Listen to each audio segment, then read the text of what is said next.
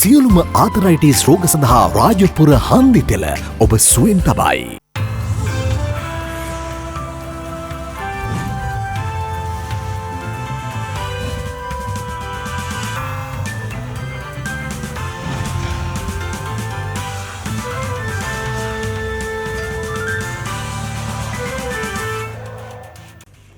ආයුබෝවන් යථාර්ථවාදීව ලෝකයේ දෙස බලන්නට සත්‍ය සිදුවීම් සම්පිණ්ඩනයක පුවත් දිගහැරුම ශ්‍රද්ධා රූපවාහිනී 6:30 ප්‍රධාන ප්‍රවෘත්ති විකාශය සමගින් මම ලකිඳු නුවංග ප්‍රථමයෙන් සිරස්තල.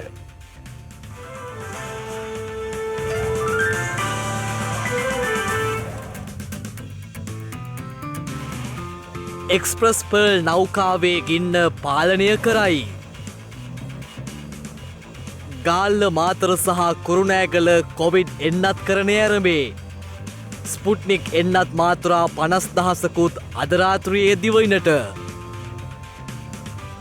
මහ කන්නයට අවශ්‍ය කාබනික පොහොර හිඟයකින් තොරව ගොවි ජනතාව වෙත ලබා දෙන්නැයි ජනපතිගෙන් උපදෙස්. ලක්විරු ගුවන් විදුලිය ඌවවෙල්ලස්සටත් විකාශන කටයුතු අරඹයි. කොවිඩ් වෛරසයේ මූලාරම්භය ගැන ඇමරිකානු ජනාධිපති බුද්ධිවාර්තාවක් කැඳවයි.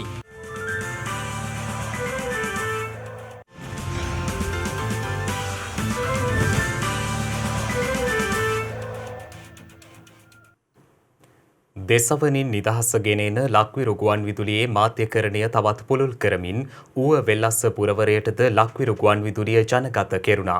මේ අතරතුම් වෙසක් පුන් පොහෝ දිනයට පසු දින වන අද දිනේත් සදහම් වැඩසටහන් රැසක් ඔබ වෙනුවෙන් විකාශය වනවා. භාග්‍යවතුන් වහන්සේගේ උතුම් ත්‍රිමංගල්‍ය සමරන වෙසක් පුන් පොහෝ දිනය ඊයේ දිනට යෙදී තිබූ අතර අද උතුම් වෙසක් පුන් පොහෝ දිනයට පසු දිනයයි. දහම් මග පියනකමින් වෙසක් පුන් පොහෝ දිනයේ යෙදී තිබූ ඊයේ දිනේදී සැදැහැවතුන් විවිධ ආමිස හා ප්‍රතිපත්ති පූජාවන්හි නිරත වුණා. වෙසක් පුන් පොහෝ දිනය නිමිත්තෙන් ඊයේ දවස පුරා ශ්‍රද්ධා රූපවාහිනියත් ලක්විරු ගුවන් විදුලියත් ඔස්සේ සැදැහැති වැඩසටහන් පෙළක් විකාශය කෙරුණා. ඒ පොල්ගහවෙල මහමෙවුනාව භාවනාසපු මූලස්ථානයේ සිට සහ කඩුවෙල මහමෙවුනාව බෝධිඥාන භාවනාසපු පරිශ්‍රයේ සිටයි. මේ අතර ශ්‍රද්ධා වෙසක් කලාපය මෙවර ඩිජිටල් වෙසක් කලාපයක් ලෙසින් නිවසේ සිටම දැක බලා ගන්නට හැකි අයුරින් සයිබර් අවකාශය හරහා විවර කෙරුණා. ඩිජිටල් තොරණ වෙසක් පහන් කුඩුව බැතිකී ගායනා සජීවීකරණ චිත්‍රපට සහ වෙසක් සුබපැතුම්පත් ආදී ඇතුළත්ව එම ශ්‍රද්ධා ඩිජිටල් වෙසක් කලාපය තවදුරටත් ඔබ වෙනුවෙන් විවෘතව පවතිනවා. මේ අතර බණ්ඩාරවෙල කුඹල්වෙල මහමෙවුනාව භාවනාසපු පරිශ්‍රයේ අභිනවයෙන් ඉදිකරන්නට යෙදුන ජයශ්‍රී මහා බෝධි මණ්ඩපය ගෞතම බුදුසසුනට පූජා කිරීමේ උතුම් පුණ්‍ය මහෝත්සවය ඊයේ දිනට යෙදී තිබුණා. එමෙන්ම එයට සමගාමීව දෙසවනින් නිදහස ගෙන යන ලක්විරු ගුවන් විදුලියේ ඌව වෙල්ලස්ස පුරවරයේ විකාශන කටයුතු ආරම්භ කිරීමේ සුවිශේෂී මොහොත පැවැතුනේ මහමෙවුනාව භාවනාසපු සංචිතයේත් ශ්‍රද්ධා මාධ්‍යජාලයේත් නිර්මාතෘවර අතිපූජනීය කිරිබත්ගොඩ ඥානානන්ද පින්වත් ලොකු ස්වාමීන් වහන්සේගේ සුරතින් වීර හදවත් ඇති දීර මිනිසුන් පිරි සාරභූමිය පුරා නිදහසේ රන්ස්වරය වාතාලයට මුසුවෙමින් ලක්විරු ගුවන් විදුලිකරණය තවදුරටත් ජනගත වූයේ එසේයි. නිරන්තර බුදු බණ පදයෙන් සැදැහැති ජනසිත ඒකාලෝක කරනා ලක්විරු ගුවන් විදුලියේ සත් මාධ්‍යකරණය තවදුරටත් දෙසවනින් නිදහස ලබා දෙමින් සත්සිත පුරා දෙසවන් ස්වරයක් ලෙසින් රැඳී තිබෙනු ඇත. කොළඹ වරාය ආසන්නයේදී ගිනි ගැනීමට ලක් වූ එක්ස්ප්‍රස් පර්ල් නෞකාවේ ගින්න මේ වන විට මැඩ පවත්වා ඇති බවයි වාර්තා වන්නේ. ඒ ඉන්දියානු වෙරළාරක්ෂක බලකායේ යාත්‍රා 3ක් සහ ඩ්‍රෝන ගුවන් යානාවක් සමග ඒකාබද්ධව සිදු කළ මෙහෙයුමකින් අනතුරුවයි. කොළඹ වරාය ආසන්නයේදී ගිනි ගැනීමට ලක් වූ එක්ස්ප්‍රස් පර්ල් නෞකාවේ ගින්න මේ වන විට සම්පූර්ණයෙන් මැඩ පවත්වා තිබෙනවා. ඒ මෙරට නාවික හමුදාව වරාය අධිකාරිය සහ ඉන්දියානු වෙරළාරක්ෂක බලකාය ඒකාබද්ධව සිදු කළ මෙහෙයුමකින් අනතුරුවයි.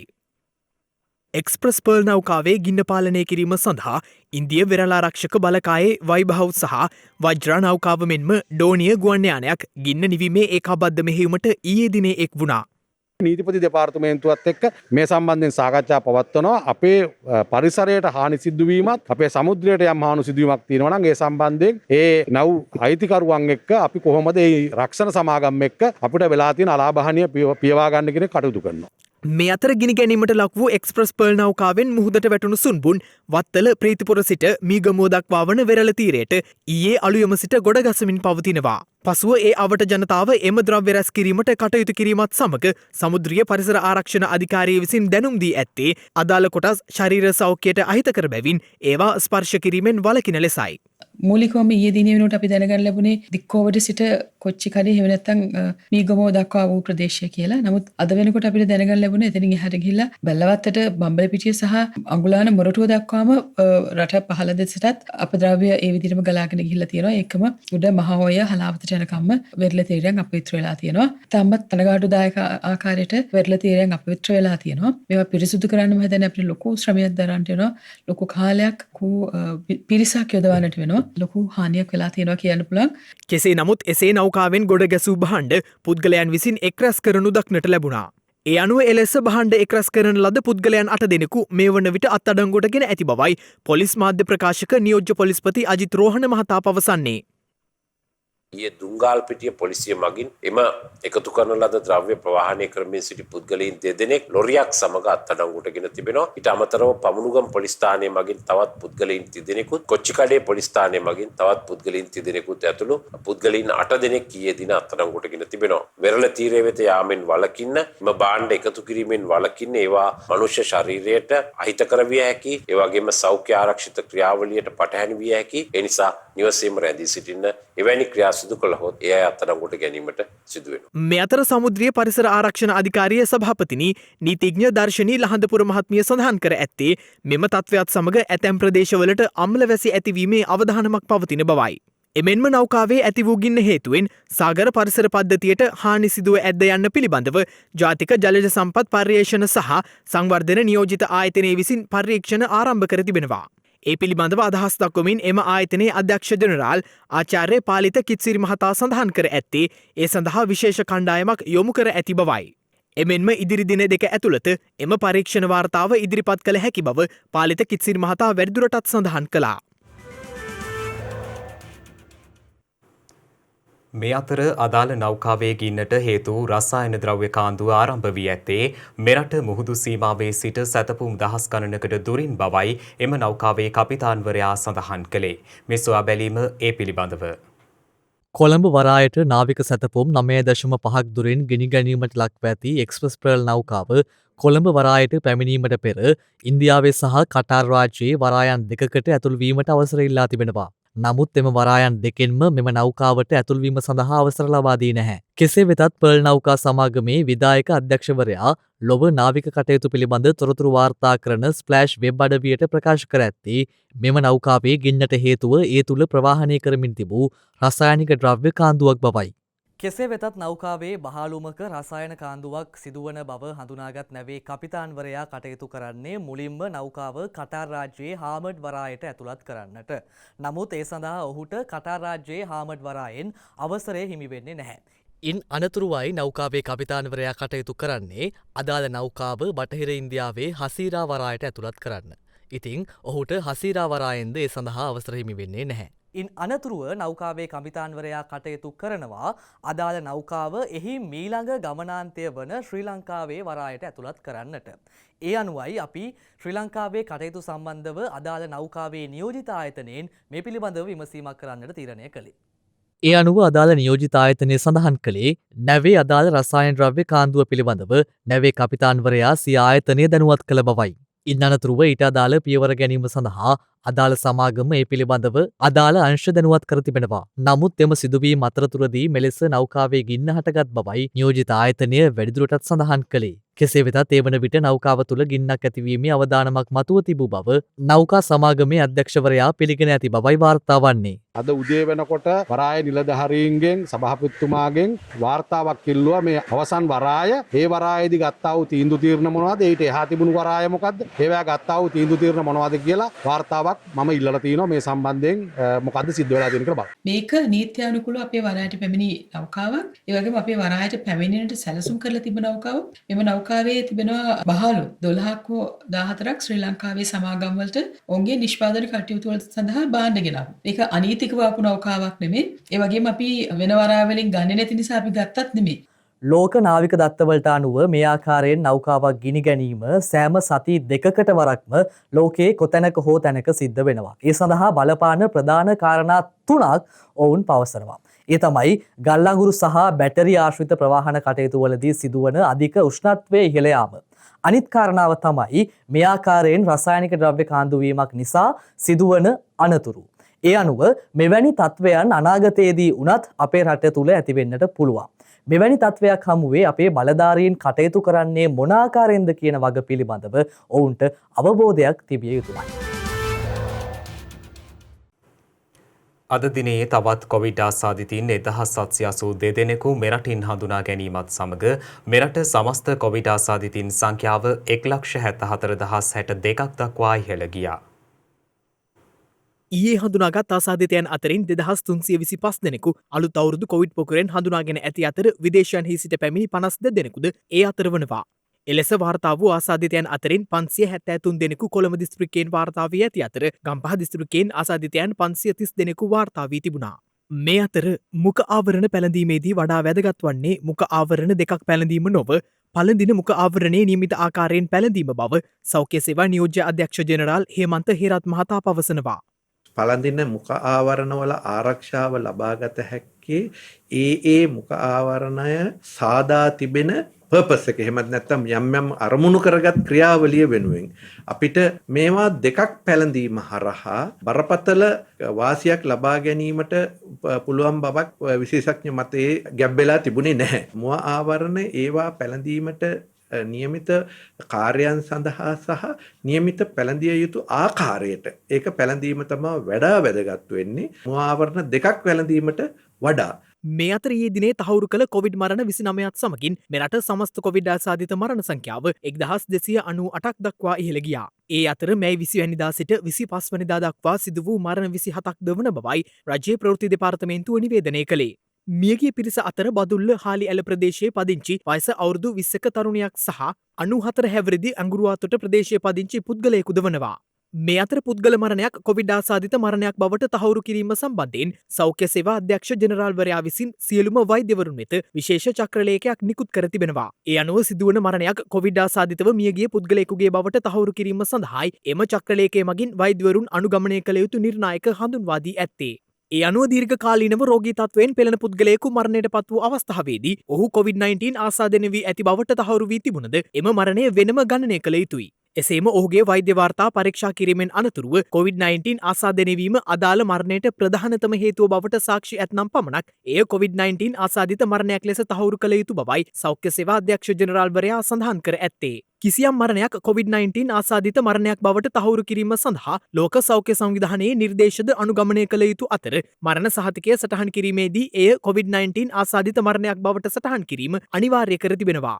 මේ අතර ඊයේ උදෑසන ශ්‍රී ලංකාවට ලැබුණු සයිනෝෆාම් එන්නත් මාත්‍රා ලක්ෂ 5න් මාත්‍රා 1,25,000ක් ගාල්ල මාතර සහ කුරුණෑගල දිස්ත්‍රික්කවල සෞඛ්‍ය අංශ විසින් ප්‍රමුඛතා පදනම මත තෝරාගත් පිරිසකට ලබා දී තිබෙනවා. එහි ඉතිරි එන්නත් 3,75,000 සයිනෝෆාම් එන්නතේ පළමු මාත්‍රාව ලබාගත් පිරිසට ලබා දීමට රඳවාගත් බවයි COVID-19 පැතිරීම වැළැක්වීමේ ජාතික ක්‍රියාන්විත මධ්‍යස්ථානය සඳහන් කළේ. එමෙන්ම සයිනෝෆාම් එන්නත් කරණයේ දෙවැනි වටය එළඹෙන ජූනි මාස 8 වෙනිදා ආරම්භ කිරීමට නියමිතයි. මේ අතර ශ්‍රී ලංකාව විසින් චීනයෙන් ඇනවුම් කළ සයිනෝෆාම් එන්නත් මාත්‍රා ලක්ෂ 30 ළඟදීම මෙරටට ලැබීමට නියමිත බවයි යුද හමුදාපති ජෙනරාල් ශවේන්ද්‍ර සිල්වා මහතා වැඩිදුරටත් සඳහන් කළේ. මේ අතර ස්පුට්නික් 5 කොවිඩ් මර්ධන එන්නත් මාත්‍රා 50,000ක් අද රාත්‍රියේ දිවයිනට ලැබීමට නියමිත බව රාජ්‍ය අමාත්‍ය මහාචාර්ය චන්න ජයසුමන මහතා පවසනවා. ඒ රජය විසින් රුසියාවෙන් ඇනවුම් කළ ස්පුට්නික් 5 එන්නත් මාත්‍රා තොගයේ දෙවැනි කොටස ලෙසයි.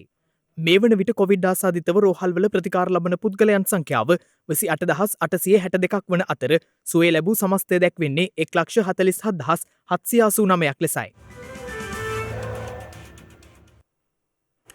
කොවිඩ් වෛරසයේ මූලාරම්භය පිළිබඳව විමර්ශනය කර වාර්තාවක් ලබා දෙන ලෙස ඇමරිකානු ජනාධිපති ජෝ බයිඩන් එරට බුද්ධ්‍යංශවලට නියෝග කර තිබෙනවා. ලෝපුරා 16 කෝටි 80 ලක්ෂයකට ආසාදනය වූ 35 ලක්ෂයකට අධික ජීවිත විලිගත් කොවිඩ් වෛරසයේ මූලාරම්භය ගැන කඩිනම් වාර්තාවක් සපයන්නයි ඇමරිකානු ජනාධිපති ජෝ බයිඩන් එරට බුද්ධ්‍යංශ වෙත නියෝග කර තිබෙනවා. ඒ 2019 වසරේ අගභාගයේ චීනයේ වුහාන් නගරයෙන් ප්‍රථමයෙන් සොයා ගැනුණු කොවිඩ් වෛරසේ එහි පරීක්ෂණාගාරයකින් අහන්බෙන් නික්මුණේද යන්න පිළිබඳව යළි සැකමතුවීමත් සමගයි. ඇමරිකානු බුද්ධිවාර්තාවක් මගින් 2019 වසරේ නොවැම්බරයේදී වුහාන් වෛරස පරීක්ෂණාගාරයේ සමාජිකයන් 3 දෙනෙකු රෝහල්ගතව ප්‍රතිකාර ලැබීමේ සිද්ධියක් පිළිබඳව හෙළිදරව් කරනු ලැබුවා. ඒ අනුවයි වෛරසය පරීක්ෂණාගාරයෙන් නික්මුණු බවට වන මතය යළි කරලියට පැමිණියේ. කෙසේ නමුත් එම මතය දැඩි ලෙස ප්‍රතික්ෂේප කළ චීනය ඒ වෛරසයේ ව්‍යාප්තිය ගැන තම රටට චෝදනා කිරීමේ බටහිර කුමන්ත්‍රණයක් ලෙස හැඳින්වූවා. වෛරසයේ මූලාරම්භය පිළිබඳව ලෝක සෞඛ්‍ය සංවිධානය විසින් සිදු කළ මූලික විමර්ශනවලදී ප්‍රකාශ වූයේ එය ස්වභාවිකව සත්වයන්ගෙන් මිනිසුන්ට සංක්‍රමණය වූ වෛරසයක් විය හැකි බවයි. කෙසේ නමුත් විමර්ශන සඳහා චීනය පූර්ණ සහයෝගයක් නොදැක් වූ බවට චෝදනා එල්ල වුණා. වෛරසයේ මූලාරම්භය සම්බන්ධයෙන් දින 90ක් ඇතුළත බුද්ධිවාර්තාවක් සපයන්නේයි ජනාධිපති ජෝ බයිඩන් නියෝග කර ඇත්තේ මෙවැනි වාතාවරණයක් මැදයි. මේ අතර දකුණු කොරියාවේ කොවිඩ් මර්ධන එන්නත් ලබාගත් පුද්ගලයින්ට ලබන ජූලි මස සිට ක්‍රියාත්මක වන පරිදි මුව ආවරණ පැළඳීම අවශ්‍ය නොවන බව එරට අග්‍රාමාත්‍යවරයා ප්‍රකාශ කර තිබෙනවා. එමෙන්ම එන්නත්වල එක් මාත්‍රාවක් හෝ ලබාගත් පුද්ගලයන් හට කණ්ඩායම් ලෙස ඒකරාශී වීමටද ලබන ජූලි මාසයේ සිට අවස්ථාව සැලසෙනු ඇති බවයි ඔහු පෙන්වා දී ඇත්තේ. මේ අතර මිලියන 5ක් ඉක්ම වූ ජනගහනයක් සහිත ඔස්ට්‍රේලියාවේ දෙවන විශාලතම නගරය වන මෙල්බර්න් අද නැවතත් සතියක කාලයක් සඳහා වසා දැමීමට පියවරගෙන තිබෙනවා. ඒ ආසාදිතයන් 26ක නව කොවිඩ් රැල්ලක් වාර්තා වීමත් සමගයි. එන්නත් කරනේ පමාවීම සහ හෝටල්වල නිරෝධායන කටයුතු වල පවතින අඩු ලුහුඬුකම් නව කොවිඩ් රැල්ලට හේතුව ලෙස සැලකෙනවා. මෙවර වෙසක් මංගල්‍ය පවතින කොවිඩ් වසංගත තත්ත්වය හමුවේ නිවසේ සිට සමරන්නට අපට සිදු වුණා. ඒ නිසාම අප ඔබට සිහිපත් කළා ඔබ නිවසේ සිට නිර්මාණය කළ වෙසඟේ අරුත දනවන නිර්මාණ අප වෙත යොමු කරන ලෙස මේ එවන් නිර්මාණවලින් කිහිපයක්. ශ්‍රද්ධා වෙසක් මංගල්‍ය ශ්‍රී බුද්ධ වර්ෂ 2565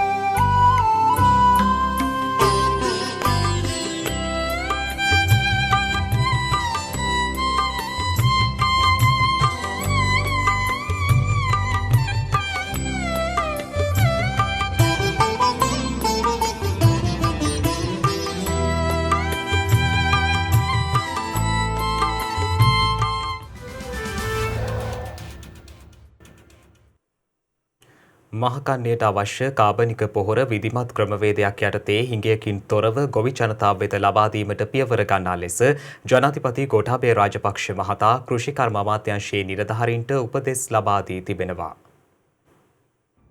සෞභාග්‍ය දැක්ම ප්‍රතිපත්ති ප්‍රකාශනයට අනුව නිරෝගී සහ ඵලදායී පුරවැසියෙක් බිහි කිරීමට වසවිසින් තොර ආහාර වේලක් සඳහා වූ ජනතා අයිතිය තහවුරු කිරීමේ ප්‍රයත්නයක් යටතේ කෘෂි කර්මාන්තය මුළුමනින්ම කාබනික පොහොර භාවිතයට යොමු කිරීමට ජනාධිපතිවරයාගේ අවධානය යොමු ඇත්තේ. අනාගත දරු පරපුරේ යහපත උදෙසා ගනු ලබන මෙම උත්සාහයේදී ගොවියාට අපහසුතාවයක් නොවන පරිදි ඉලක්ක සපුරා ගැනීමේ අවශ්‍යතාව ජනාධිපතිවරයා පෙන්වා දී තිබෙනවා. මේකෙදී අපි දාන වශයෙන්ම බලන්නට ඕන ගොවියාට කිසිම කරදරයක් වෙන්නේ නැතුව මේ කාර්යය උන්ට කරගෙන යනවා. හරි විදියට මේ ගොවියට තමන්ගේ කන්නේ එනකොට පොහොර ටික ඊට පස්සේ දැනුවත් වීම මොන පොහොරද කොයි වෙලාවෙද පාවිච්චි කරන්නේ වලනාශක වර්ග අපි පාවිච්චි කරන් දෙන්න නැත්නම් ඒක කොහොමද කරන්නේ ඒ දැනුවත් වීම ඒගොල්ලන්ට අවශ්‍යයි. ඒ අනුව කාබනික පොහොර නිෂ්පාදන ධාරිතාව ඉහළ නැංවිය යුතු අතර නිෂ්පාදනය කෙරෙන පොහොර ප්‍රමාණය කෙරෙහි සෑහීමකට පත් නොවන්නේ නම් ඉහළම ප්‍රමිතියෙන් යුත් කාබනික පොහොර අවශ්‍ය ප්‍රමාණයට ආනයනය කරන ලෙස ජනාධිපතිවරයා නිලධාරීන්ට උපදෙස් ලබා දී තිබෙනවා.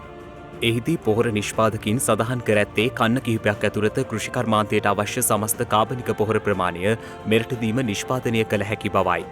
රසායනික පොහොර ගෙන්වීම සඳහා වාර්ෂිකව රජය විශාල මුදලක් වැය කරන අතර එම මුදල කාබනික පොහොර නිෂ්පාදනය දිරිගැන්වීම සඳහා යෙදවිය හැකි බවයි ජනාධිපතිවරයා පෙන්වා දී ඇත්තේ.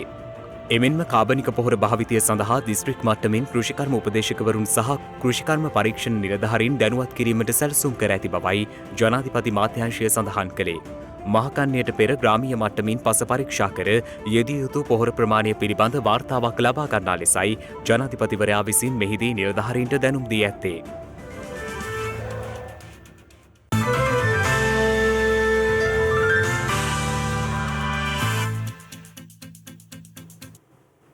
අවධානය විදෙස් පුවත් වෙත. යාස් ඡණ්ඩ සුලිකුණාටුව හේතුවෙන් ඉන්දියාවේ පුද්ගලයන් මිලියනයකට අධික පිරිසක් ආරක්ෂිත ස්ථාන වෙත යොමු කර ඇති බව ඉන්දිය මාධ්‍ය වාර්තා කළා. යාස් ඡණ්ඩ සුලිකුණාටුව ඊයේ දහවල් ඉන්දියාවට කඩා වැදුනා. එරට මාධ්‍ය වාර්තා කළේ පැයට කිලෝමීටර 155ක වේගයකින් එය ගොඩබිමට කඩා වැදුණු බවයි. ඒ ඉන්දියාවේ ඔඩීෂා සහ බටහිර බෙන්ගාල ප්‍රාන්තවලට ඉමහත් විනාශයක් සිදු කරමින් ඔඩිෂා ප්‍රාන්තයට සහ බටහිර බෙන්ගාල වෙරළබඩ ප්‍රදේශවල නිවාස ලක්ෂ 3කට පමණ හානි සිදුව ඇතැයි ඉන්දිය මාධ්‍ය වාර්තා කළා. ඉන්දිය බලධාරීන් ප්‍රකාශ කළේ සුලිසුලඟින් ජීවිත හානි 4ක් වාර්තා වී ඇති බවයි. අද අලුයම් කාලය වනතුරුම සුලිසුලඟේ බලපෑම පැවති අතර ඔඩිෂා සහ බෙන්ගාල ප්‍රාන්තවල ජලගැලීම් තත්ත්වයන්ද දක්නට ලැබුණා. ඉන්දිය ආරක්ෂික හමුදා විපතට පත් වුවන් ආරක්ෂිත ස්ථාන කරා රැගෙන යාමට පියවරගත් අතර සුලිසුලඟට පෙරම 20 ලක්ෂයකට අධික ජනයා තාවකාලික නිවහන් වෙත ඉවත් කර ඇති බවයි එරට මාධ්‍ය වාර්තා කළේ.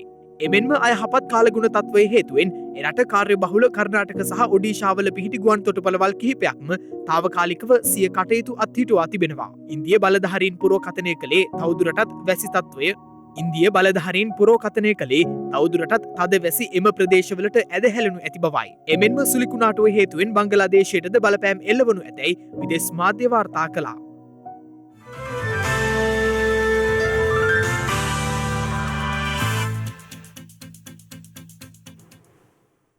දිනක සටහන් නිමවන්නට මත්තෙන් හෙට දවසේ වැදගත්කම ගැනයි මේ අවධානය.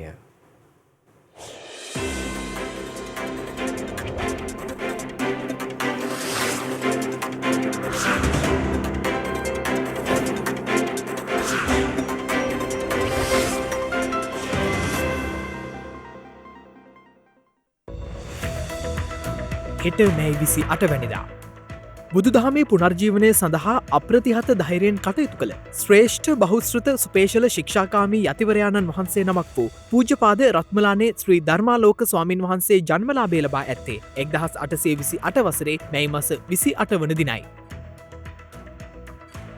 නේපාලයේ ව්‍යවස්ථා සම්පාදක මණ්ඩලයේ පළමු රැස්වීමේදී නේපාලය ජනරජයක් ලෙස ප්‍රකාශයට පත් කර ඇත්තේ 2008 වසරේ මැයි මස 28 වන දිනයි. ජර්මානු මෝටරත නිෂ්පාදනයේ ප්‍රමුඛ ආයතනයක් වන වොක්ස්වගන් කර්මාන්ත ශාලාව ආරම්භ කර ඇත්තේ 1937 වසරේ මැයි මස 28 වන දිනයි.